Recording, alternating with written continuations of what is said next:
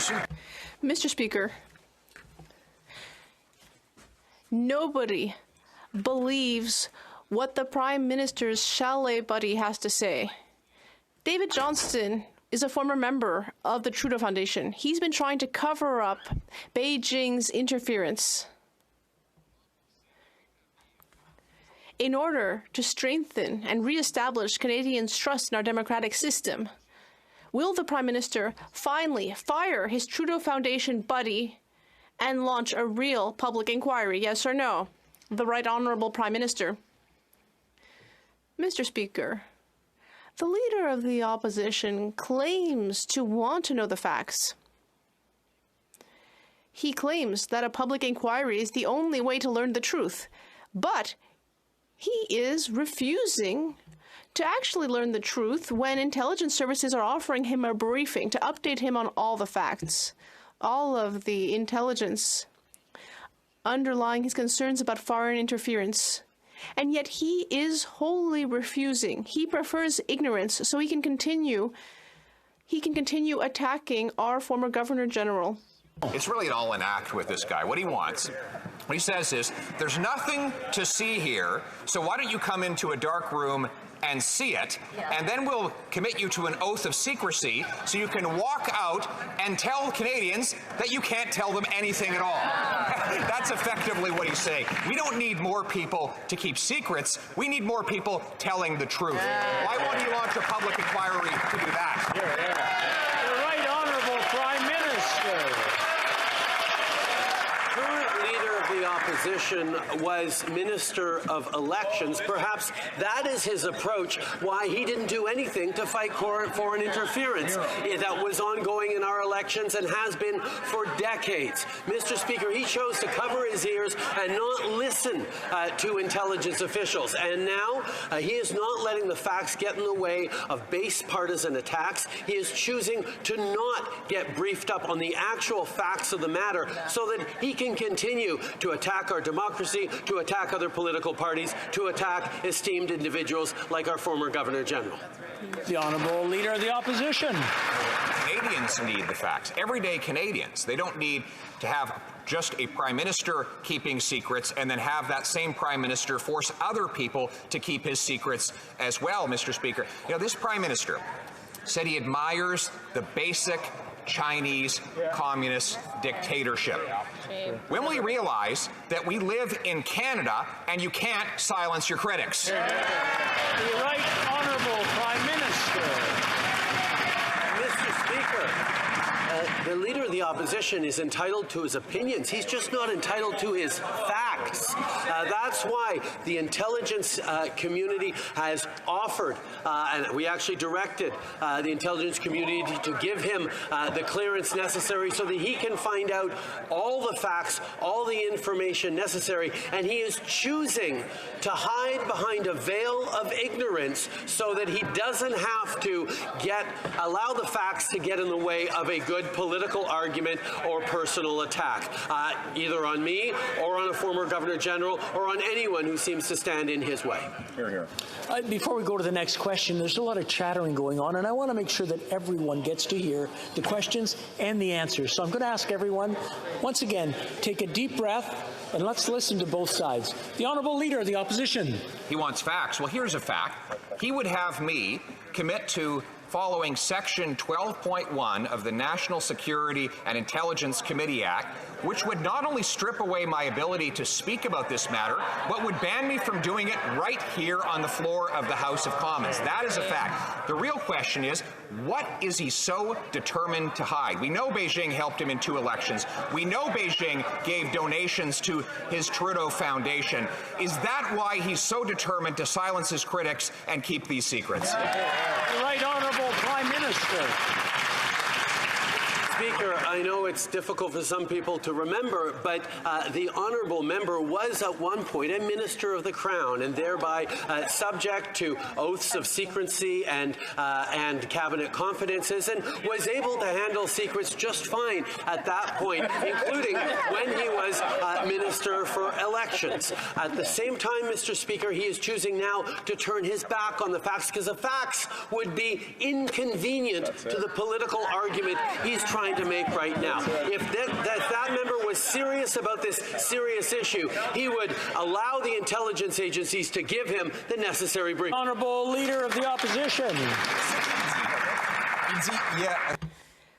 This Prime Minister is saying that nothing has been hidden.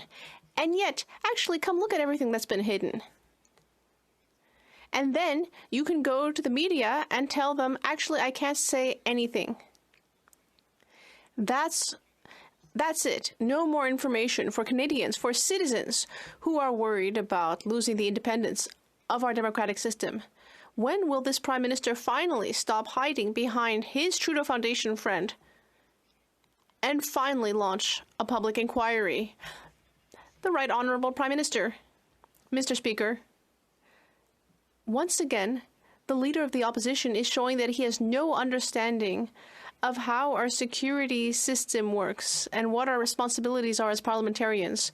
For example, the Committee of Parliamentarians on Intelligence and Security see all of the information in full, and then later they draft reports that they share with Parliament to explain how they assess whether things were done right and whether they agree or not. That system already exists. So he's manufacturing reasons for him to remain in ignorance. The Honourable Member for Belleuil-Chambly. Mr. Speaker, the Prime Minister is starting to look pretty alone. He doesn't have a lot of friends, apart from Mr. Johnston, of course. All the other parties want a public independent inquiry. The former Chief Electoral Officer also wants that. Experts are asking for it. Even Morris Rosenberg is asking for that inquiry, but not David Johnston. Who will the Prime Minister listen to? His buddy Johnston or his buddy Rosenberg? The Right Honourable Prime Minister.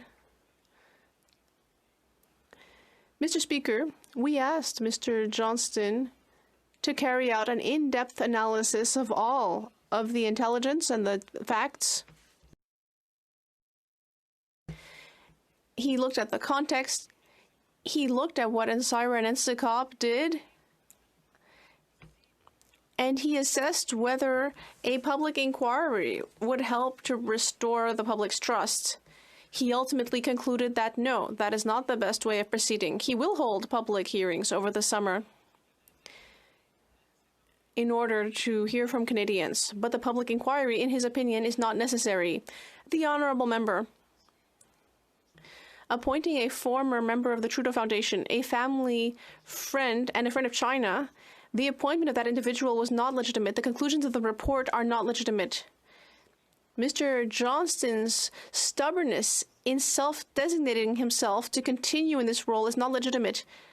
If Mr. Johnston refuses to recuse himself, as Parliament will probably ask him to, will this Prime Minister have the statesmanship and dignity to ensure that that happens and to ensure that a public inquiry is held? The Right Honourable Prime Minister. Mr. Speaker, what's interesting here is to see that the leader of the Bloc Québécois, who is so concerned about facts and legitimacy, what's interesting is that he is refusing to be briefed on the secret and confidential information that CSIS has accumulated on this. He is also refusing to accept the facts, to accept reality, in order to be able to continue with his partisan attacks. The Honourable Member for Burnaby South. This Liberal government's approach to foreign interference has been a failure. The Prime Minister decided to bring in a special rapporteur, which was a mistake. He should have launched a public inquiry. Now the appearance of bias is so strong that the special rapporteur can no longer continue to do his work. So will the Prime Minister do the right thing and remove the special rapporteur from his position and restore Canadians' confidence in our electoral system? The Right Honourable Prime Minister. Mr. Speaker, David Johnston is an eminent Canadian who has served this government and this country for decades. The reality is he was appointed a number of times by former Prime Minister Stephen Harper to important responsibilities, including to be Governor General of this country. And he has undertaken this responsibility and this task of looking at foreign interference and reporting back to Canadians with the seriousness with which one would expect of him. It is unfortunate that the opposition parties are choosing to play politics around this issue instead of actually standing up for The honourable member for Burnaby South. The Prime Minister knows that the appearance of bias is so strong in this case that Mr. Johnston cannot continue to do his work to restore confidence in the system. Notre motion demande. Our motion asks for the Prime Minister to remove Mr. Johnston from his position. It is entirely clear that these allegations of foreign interference are serious. Will the Prime Minister finally take them seriously and launch a public inquiry now? The Right Honourable Prime Minister. Mr. Speaker, since 2015, we have taken these allegations of interference seriously. That is why we have instituted a number of mechanisms to fight foreign interference. And that is why we are counting on experts like Mr. Johnston and Mr. Rosenberg. That's what we're doing, and we are producing recommendations moving forward. We are taking this seriously, and we will continue to do so. We will continue to follow the facts and the intelligence that is gathered by our agencies. Thank you.